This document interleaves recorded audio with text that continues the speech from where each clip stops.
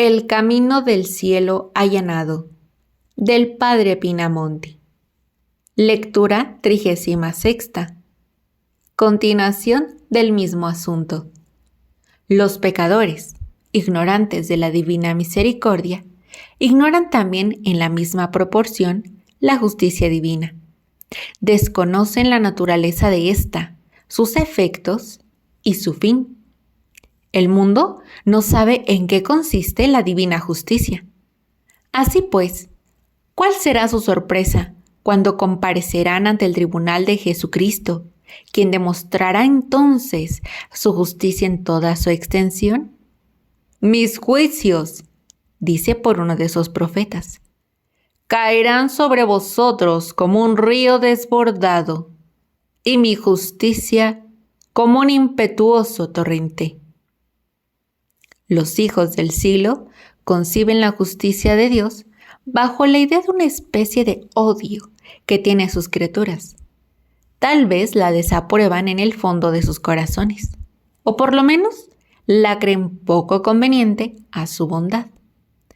Todas las perfecciones divinas les parecen amables, excepto la justicia. Y parece que les gustaría un Dios que no pudiese o que no quisiese vengarse de los pecadores. Tales son las tinieblas de esos desgraciados. Es necesario que la caridad cristiana, ilustrada con la luz del Espíritu Santo, les ayude a salir de un estado tan digno de piedad. No, la justicia de Dios no es odio a sus criaturas. Es el amor del bien, el amor del orden. Entre los hombres mismos, una justicia severa, pero proporcionada a la enormidad del crimen. ¿No es una virtud? ¿No es el terror de los malvados y la garantía de las personas de bien? ¿No es la que sostiene y la que restablece el orden con daño de los que le perturban? La infinita santidad de Dios no le permite dejar de testar soberanamente el pecado. Su infinita sabiduría no puede ver con indiferencia el desorden. Su justicia exige poner las cosas en orden.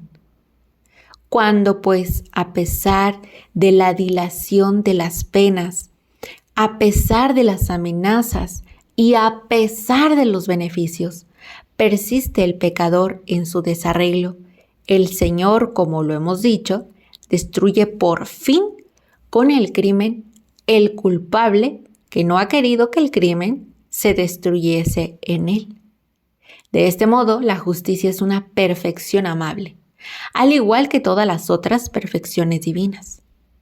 De otra parte, aunque castigue severamente a los pecadores, es ventajosa a los justos, cuyas virtudes corona. Dios, castigando a los malvados, dice Lactancio, asegura la salvación de los buenos. La justicia, ejercida rigurosamente con respecto de los réprobos, ¿no es útil a los mismos pecadores?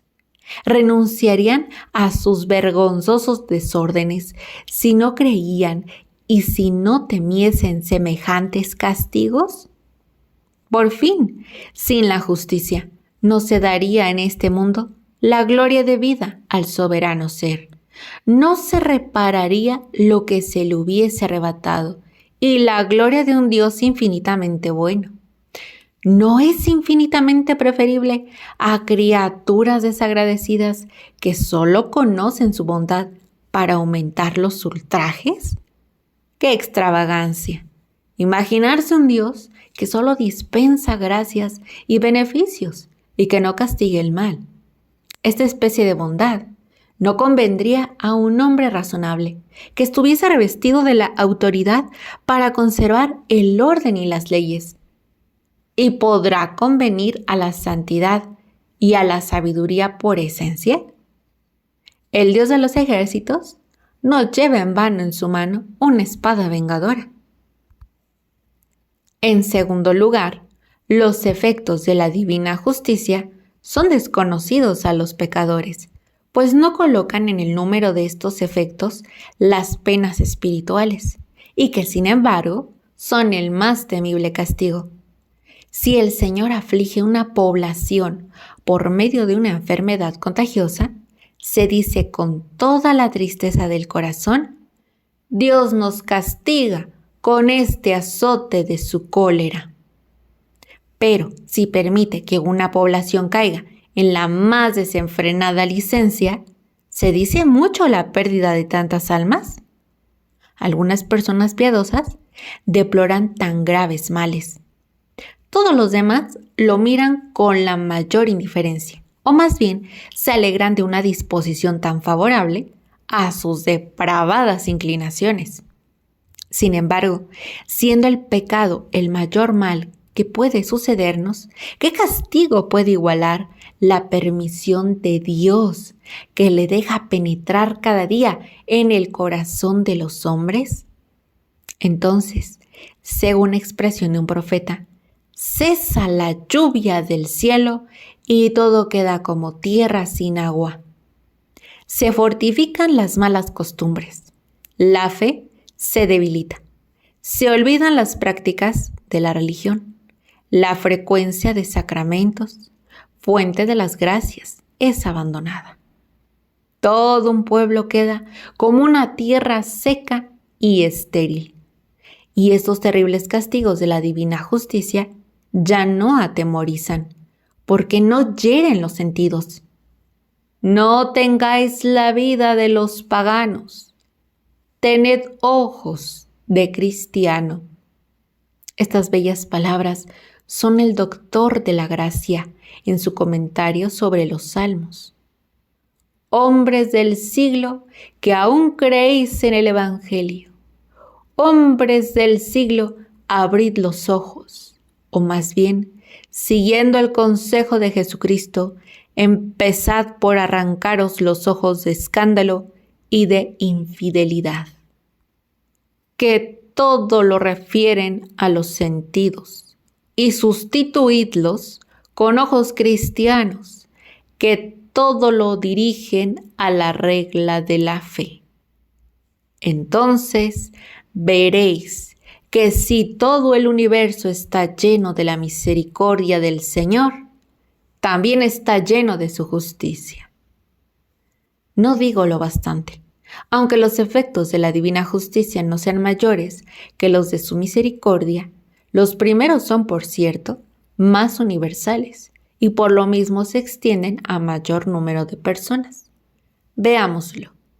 Así como la permisión del pecado y la condenación de los pecadores son los dos principales efectos de la cólera de Dios, la redención del pecado y la eterna salvación de los justos son los dos principales efectos de su misericordia. Ahora bien, ¿cuánto supera el número de los pecadores al de los justos? ¿Cuánto mayor es el número de los réprobos comparado con el de los elegidos? A la verdad, solamente se han perdido los réprobos porque han querido, y Dios tan solo los ha entregado a su justicia, después de haberlos llenado de gracias por un exceso de su bondad. Mas de otra parte, haber castigado los pecados cometidos, permitiendo que cometiesen de nuevos hasta la muerte y enseguida perderlos para siempre jamás, son golpes de justicia tan severos que prevalecen en el espíritu de esos desgraciados sobre todos los favores que la misericordia les había dispensado. ¿Cómo dejar de temer un Dios tan grande, sin hacer nada por su parte y dejándonos obrar, no dándonos lo que merecemos? Puede reducirnos a un estado incomparablemente más miserable que la misma nada. No me respetaréis, dice por uno de sus profetas, y no os llenaréis de espanto en mi presencia. Es posible que el hombre, que no es más que polvo, no considere con temor la cuenta rigurosa que debe dar de los innumerables insultos causados a una majestad infinita que ultrajan, a una santidad infinita que les detesta, a un poder infinito que les castiga? Tercero, los pecadores no conocen el motivo y el fin de la justicia severa de Dios, a saber, la reparación de las faltas cometidas contra su gloria por el abuso de la libertad. Cuando peca el hombre, sustituye su propia voluntad en lugar de la voluntad de Dios, que degrada tanto como puede. Refiere a sí mismo todos sus pensamientos, todos sus proyectos, todas sus empresas, todos sus deseos, todas sus acciones, como si fuese el centro de todo, como si fuese el Criador y Dios fuese la criatura. ¡Qué extraño trastorno! Si el pecador, pues, no corrige y no restablece a tiempo tal desorden por la penitencia, la justicia de Dios lo hará por el castigo del culpable. Dios, dice San Agustín, reformará la infamia del pecado por la gloria de la venganza. ¿Qué pensamos que es el infierno con relación a los condenados? Es una tierra de miseria y de tinieblas, en donde habita la sombra de la muerte, en donde todo se halla en confusión y en un horror eterno, dice el santo Job.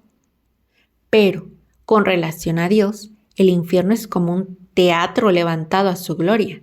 Es como un lugar de triunfo, en que todo lo que hay de miserable de cualquiera condición, de cualquier sexo, de cualquier nación, alaba por los suplicios, su santidad, su sabiduría, su grandeza, en que los condenados le restituyen el honor que le habían arrebatado con su rebeldía.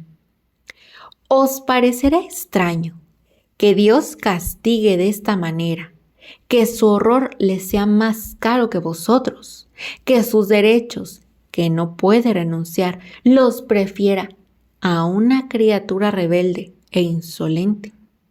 ¿Os parecerá extraño que después de haberos abandonado con sentimiento al más grande de los males, que es el pecado, repare a costa de vosotros el orden que habíais considerado conveniente destruir?